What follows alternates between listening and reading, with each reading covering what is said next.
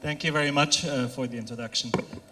So I tried to make up for the time delay a little bit by not presenting any slides. So when I was listening to the presentation so far, I think many things have been said already, and I don't want to repeat too much.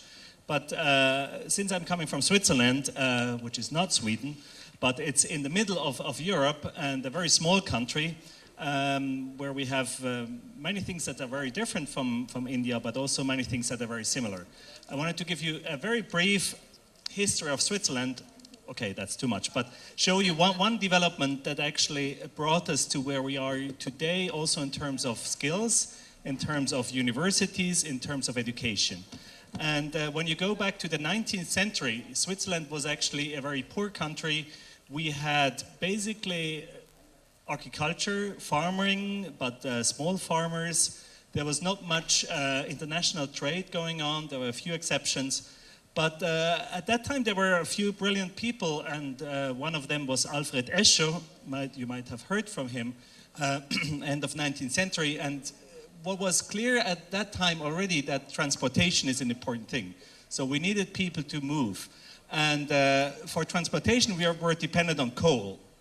And coal was imported into Switzerland. We don't have and didn't have at that time either coal resources. So we had to import coal, and that made us really dependent from other countries as well. So at one point, it was really decided top down, we need to be able to supply our own energy. And that's when we started to build, well then early 20th century as well, into the 20th century, to really build hydropower. Because that was a resource that we had. One of the very few resources we have in Switzerland, we have hydropower.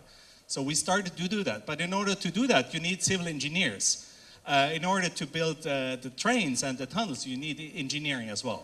And that's why then was decided, okay, we need technical schools, which then led into technical universities, and that's the university I'm at now, ETH Zurich, or Swiss Federal Institute of Technology, where also Einstein was active. So it really was this top-down decision to move into these skills, and basically that's the only resource basically beneath hydropower that we have in Switzerland. We have our skills.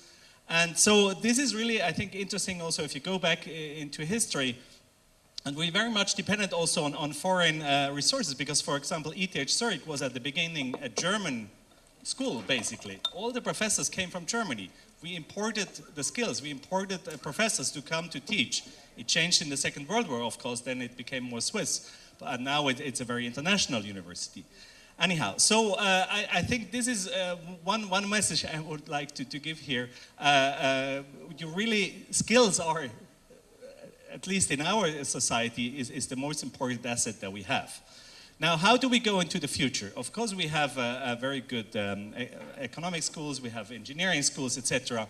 But what do we think at ETH, where do we have to go into the future? And I think it was said a couple of times, well, the skills of today are not the skills of tomorrow. So what do? We can either give up and hand over everything to industry. I think that's maybe not the best solution. Or we can try to kind of have foresight, to kind of guess what the future might need. We try to do that, but we will fail because we don't know what the future gives. So what we at ETH Zurich, at this school, what we decided to do is we want to teach the students basic skills. So they need to understand mathematics, they need to understand physics, they need to understand the basic laws of thermodynamics, but also if you go to social science, they need to understand basic behavioral aspects of human beings. They need to understand economics. So the very basic skills. This is undisputed. This needs to be transported because this stays. Even in the future, all these basic skills, they are all still needed. But there is something more that is needed. Of course, you can teach computer science, you can teach artificial intelligence, but we don't know if in 10 years, 20 years, this is still important. But another thing that will be important in the future as well is really what we call critical thinking. And there has been a huge initiative at our school called a Critical Thinking Initiative, where we try to teach the skill of thinking out of the box, thinking transdisciplinary, while having the basics of physics, of mathematics, and of engineering. So we need engineers that do understand the basics, but then are able to do critical thinking. And this is not something that you can just start by telling somebody, okay, now think, or now do critical thinking. You need to train that skill as well. And we do that from the first semester. So while they're having the basic courses, we already train them in these skills. And just give you 2 examples of what we're doing there. One is a thing that we call ETH Week. So we invite our new students coming in internationally in Switzerland to spend 1 week on one topic.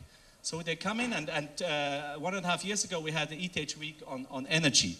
So we invited the students to come and develop ideas in the energy field. And the students were not coming from engineering only. Only about a third were coming from engineering. They came from all different disciplines at ETH Zurich.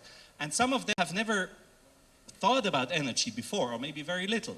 So there were really people that came from all different domains, and they sat together with the professors, with the senior researchers, and really worked together on one topic. So they have to give themselves a problem first in the first few days, and then solve this problem until the end of the week.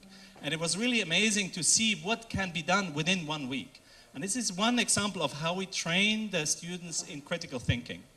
Another example in our Master of Energy Science and Technology, which is an interdisciplinary master, what we do is we gave them from the first semester case studies. So we invite industry to come to ETH and tell us, what is your problem? Where do you see issues that are not solved in the energy field? And they describe this problem on 1 page, very, very short. And then we give it to the students, and the students have 1 semester to understand the problem first. So they're not working on the solution yet, they only work on the problem. They go back to industry, ask them, okay, what it is about the problem? What is the actual issue behind it?